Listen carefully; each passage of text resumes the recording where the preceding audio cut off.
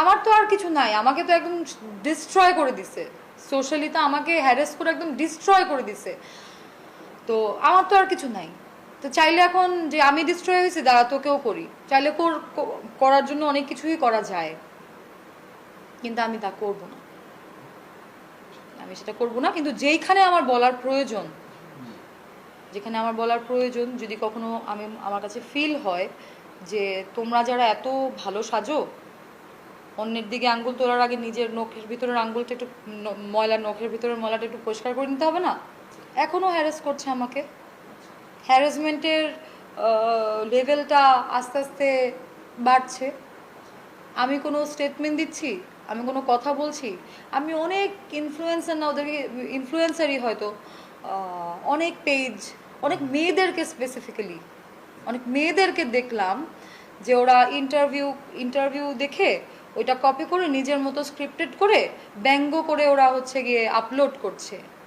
আপনি যদি কেউ দোষ করে থাকে, আইন তার বিচার করবে, আপনি বিচার করার কেউ তো না, তাই না?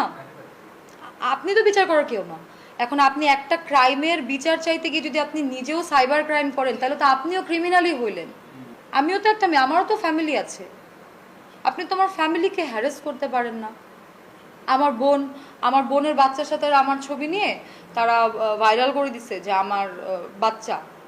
এটা এই জিনিসগুলো তো আসলে লজিকের মধ্যে পড়ে না। এই যে কিসের জন্য কিসের জন্য করে তারা? ভিউ, ফেসবুকে ডলার ঢুকে, ফেসবুকে তো ডলার ঢুকে, আমারও তো ঢুকে, আমিও তো জানি। যেহেতু এখন এটা একটা হট টপিক, এটা নিয়ে যত কন্টেন্ট বানাবো তত আমার ভিউ, তত আমার টাকা। মানুষের জীবনের কোনো মূল্যই নাই। যদি সত্যিকারেই মানুষের জীবনের মূল্য থাকতো, তাহলে এরকম একটা সিরিয়াস সিচুয়েশনে একে ব্যঙ্গ তাকে ব্যঙ্গ না করে বিচার, শুধু বিচার চাওয়ার মধ্যেই সীমাবদ্ধ থাকতো। আলভিয়ার আমারকে নিয়ে যে জীবনের প্রথম গুঞ্জন উঠছে তা তো না।